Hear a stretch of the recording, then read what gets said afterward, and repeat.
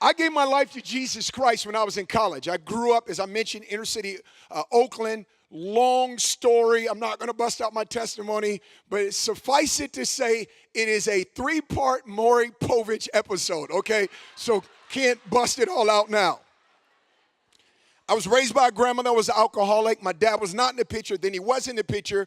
Then at 9 years of age, my dad was murdered by policemen. Thank God for godly policemen. I've got relatives and friends. But these policemen, particularly the policeman that shot my dad, had a background in a racist hate group, profiled my dad. My dad had committed no crime, didn't look like anyone had committed a crime. But one day they gunned him down. And so I lived in the aftermath of that. Grew up in high school experimenting, trying to grasp a hold of something that could answer the empty place in my heart. There was awards monies given for the unlawful death of my dad, who was shot in San Jose, California. The San Jose Police Department had to give monies. The monies enabled me to get higher education and go to college. Otherwise, we couldn't have been able to afford it. So I chose this small private college in Northern California, University Pacific, and majored in computer engineering. When I was at this school, it was all of a sudden, there comes this point, I think, where you can run as far as you can without Jesus, and then the emptiness catches up. And I believe it's happening in our nation and in the nations of the world. There's a generation that is discovering that all the rest of this stuff has simply been cotton candy, and what we need is something of substance. I came back from a club one night. You guys recognize that would be a dance club, not the health club. Okay, I should say that. Just clarify, okay? And this emptiness became haunting. It took this sudden twist. They say of millennials, they say that probably upwards to 90% of them have had suicidal thoughts. And that's probably unfair. I think any generation you look at has probably had the thought of suicide. Maybe 9 out of 10. That would be true of any generation. I didn't just have the thoughts, family. I had a plan. I had a strategy. But my grandmother was an alcoholic. She got saved. She got delivered my last year in high school. I saw the transformation in her life. She would mail me letters that had scriptures on it. She'd send me a Bible. And my grandmother was from the South, okay? Some of you got that, some of you didn't. It meant my grandmother had a profession, okay? She was a professional disciplinarian, okay? If you understand, grandma's from the South. You know, kids today get time out. My grandma would take a time out to rest her arm before she continued beating me again. That was my grandma's time out, okay? So I say that to say, when my grandmother would visit me in college, I'd make sure to pull my Bible out and put it over by my dorm. Grandma would hit me, okay? She would still hit me. So I came back from this party. My grandmother, probably after 2 years of me in college, she died. And that really rocked me, like I can't even begin to explain to you. My grandmother passed. I remember one of the things she said to me before she died. She says, "Grandbaby, one day you're going to find out you cannot do this thing called life all on your own. Promise me you will call on the name of Jesus." And of course, I'd say yes, because she might hit me if I didn't say yes. It was God. It was providence. It was prevenient grace. I'm sitting there after a club, and I'm bottomed out. I'm emptied out. And I do this desperate cry. I literally didn't know that God would answer it. Did I believe that there was a God out there? Absolutely, as opposed to, believing that we were an accident from the primordial soup. I was taking physics. I understood the second law of thermodynamics, and I go, the law of entropy, nah, no way. There had to have been a creator.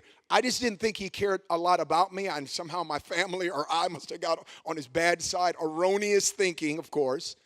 But I just allowed this desperate cry. I said in this dorm room, I said, "God, if you're real, I want to experience you. And if you let me experience you, I'll give you everything." I meant it. I passed out. Now, this group will get it. I do not have to give you the downsized version. I could tell you. I'm awakened at 3 o'clock in the morning. How many of you believe that God's got something about 3 o'clock in the morning? It's like God's favorite time to wake you up. It's the fourth watch of the night. I'm awakened at 3 o'clock in the morning. Now, this is the part that I know you'll get this. I see Jesus like I see you. I'm not kidding. I would not be here. I wouldn't be here. I wouldn't be here if Jesus hadn't showed up, because my plan was to execute my suicidal exit plan. I see Jesus like I see you. People have asked me, what did Jesus look like?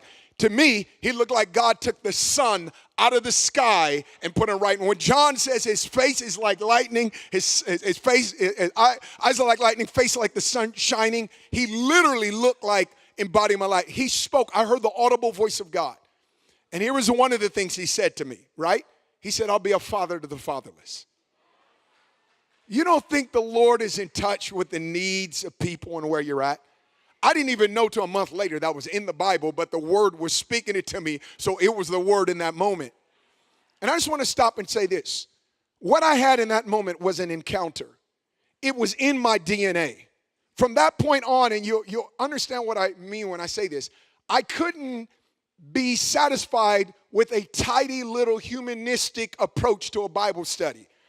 When you have Jesus, a Christophany, an encounter show up in your room, it kind of all of a sudden raises your taste and your predilection and your hunger for something that's pure Jesus, that's God, that's otherworldly. And I prophesy to you, the Lord spoke to me and said, Sean, I'm opening the encounter realm over this nation. You see, the secret weapon of all revivals, you think someone is hard, you think that, man, they would never give their life to Christ, they've got a Teflon heart. That's all true up until Jesus showing up in their room and telling them the deepest hurt and wound of your heart is exactly why I'm here. When God opens the encounter realm, all bets are off. You can have a dude killing Christians that ends up writing close to over a third of the New Testament, Saul to Apostle Paul. And when God opens up the encounter realm, immediately things that could have taken us 50 years to come into can happen in 5 seconds of encounters. And I'm telling you, there are people in Hollywood, there are entertainers, there are major degreed scientists and folks that are having encounter.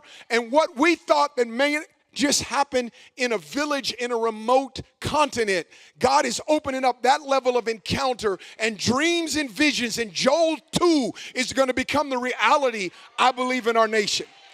I'm convinced of it, and I believe you believe it too. So that encounter set that for me. And one of the things I just want to say is that begin to ask God for encounters. When we've gone too long without encounter, our Christianity ought to be based on relationship. When we've gone too long without encounter, religion in a not a positive sense, religion, kind of ritualistic, kind of caught in a rut, doing our things, becomes the norm because we've gone too long without encounter. Jesus wants to encounter us today, this morning. He does.